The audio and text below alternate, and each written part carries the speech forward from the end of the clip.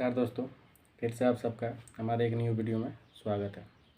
तो आज हम लोग बात करने वाले हैं कि रेलवे में न्यू वैकेंसी कब आने वाली है, ठीक है, और कब आने वाली और एग्ज़ाम कब तक मतलब हो सकती है।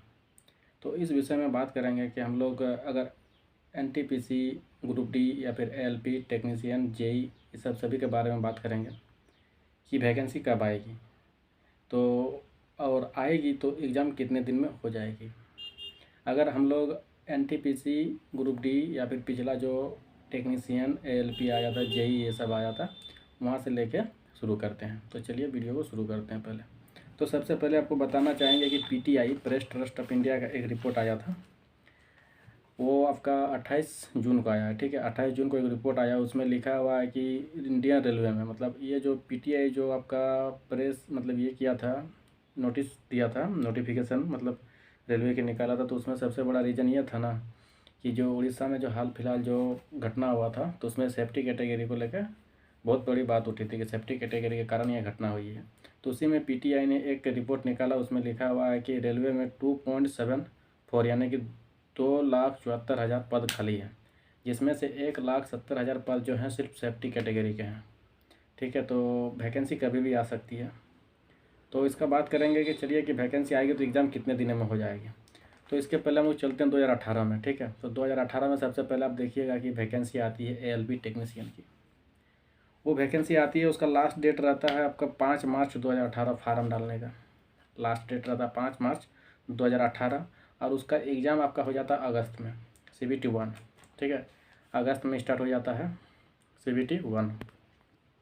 तो इसमें आपको कितना दिन का टाइम मिलता है, जैसे कि आपको लगेगा कि मार्च, अप्रैल, मई, जून, जुलाई, मतलब 5 महीने का आपको टाइम मिलता है इसमें, ठीक है। अब उसका दूसरा वैकेंसी जस्ट कुछ ही दिन बाद एक नया नोटिफिकेशन आता है 2018 में ही, और वो नोटिफिकेशन आपका आता है ग्रुप डी के लिए, जिसका हम लोग बड़ी बेसब्री से इंतज़ार करते हैं। जितने भी रेलवे एस्पिरेंट हैं, इंतज़ार ग्रुप डी का ही रहता है।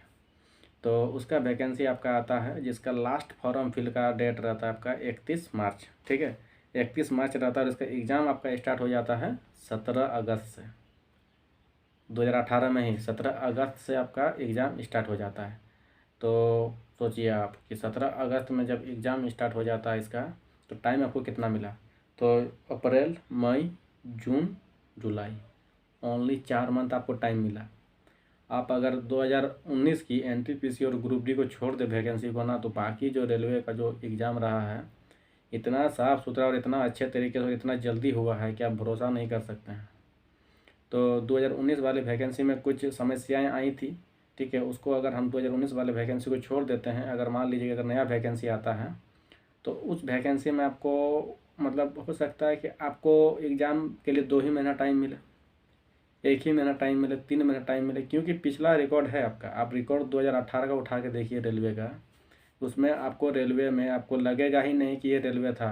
2019 का अगर आप वैकेंसी को अगर माइंड से निकाल देते हैं, अगर मान लीजिए कि 1 सेकंड के लिए कि अगर कोरोना नहीं हुआ रहता, तो हो सकता है कि 2020 में भी जल्दी हो जाता, लेकिन पंचवर्षीय योजना आप रेलवे को नहीं कर सकते हैं, ठीक है। मानते हैं कि 2019 में जो दोनों वैकेंसी आई थी एनटीपीसी और ग्रुप डी की, इसमें बहुत ज़्यादा डिले हुआ, लेकिन आप देखिए कि जब एग्ज़ाम लेना स्टार्ट किया, तो एग्ज़ाम लेने के स्टार्ट के मतलब कितना जल्दी सारा कुछ प्रोसेस पूरा कर दिया। एग्ज़ाम करा के, फिजिकल करा के, ज्वाइनिंग तक कराना स्टार्ट कर दिया। भले अभी कुछ बोर्ड में बाकी हैं, कुछ बोर्ड में अभी समस्याएं हैं, लेकिन ज्वाइनिंग एटलीस्ट सबका हो ही चुका है।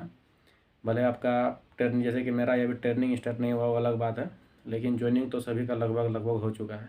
तो चलिए और आगे वैकेंसी को देखते हैं।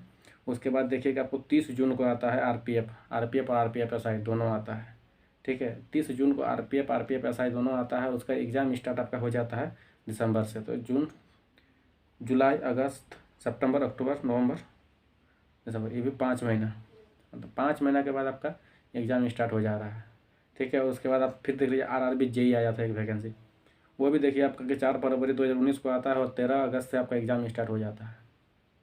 इससे साफ पता चलता है दोस्तों कि अगर वैकेंसी अगर मान लीजिए कि आपका कभी भी आ जाता है, तो क्या आप तैयार हैं उसके लिए, क्या आपको टाइम उतना है आपके पास। अगर मान लीजिए कि वैकेंसी आ जाता है अगला महीना, मान लीजिए कि अगस्त में अगर वैकेंसी आ जाता है और एग्ज़ाम अगर अक्टूबर से कंडक्ट करवा दे, अक्टूबर, नवंबर, दिसंबर, जनवरी, फरवरी में अगर ज्वाइनिंग करवाना स्टार्ट कर दे, तो क्या पॉसिबल है, क्या आप तैयार हैं उसके लिए। आप उसको ध्यान दीजिए, सिलेबस को ध्यान में रखते हुए आप अपना तैयारी जारी रखिए। और जहाँ तक बात है कि इलेक्शन के पहले वैकेंसी ज़रूर आएगी, और हो सकता है कि इलेक्शन के पहले ही ज्वाइनिंग करा जाए, क्योंकि बीजेपी गवर्नमेंट का कोई कहना मुश्किल है। ये गवर्नमेंट कब क्या करेगी क्या नहीं करेगी किसी को पता नहीं है।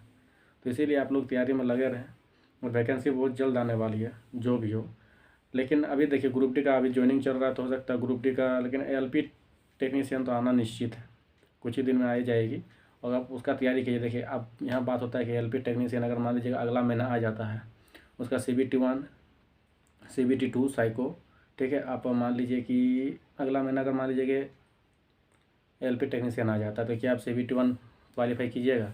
CBT 1 क्वालिफाई करने के बाद आपको ट्रेड थ्योरी अलग से पढ़ना है, ठीक है, उसके बाद आपको मेरिट के लिए अलग से पढ़ना है।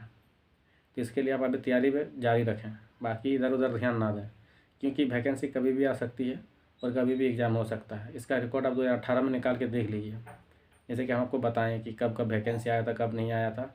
और 2018 में हम भी एस्पिरेंट थे, तो उस समय मेरा नहीं हुआ था, लेकिन 2019 के NTPC वाला में हुआ है और ग्रुप डी का एग्ज़ाम नहीं दे पाए थे। तो फिर से इंतज़ार रहेगा मेरा भी कि फिर से वैकेंसी कब आए। तो चलिए इसी के साथ वीडियो को समाप्त करेंगे, लेकिन आप लोग तैयारी ज़ोर शोर से बनाए रखें। इसके लिए आप लोगों का बहुत बहुत धन्यवाद, वीडियो तो यहाँ तक पहुँचे हैं। तो आप ज़्यादा टेंशन ना लें, अपना तैयारी करते रहें, ठीक है, धन्यवाद।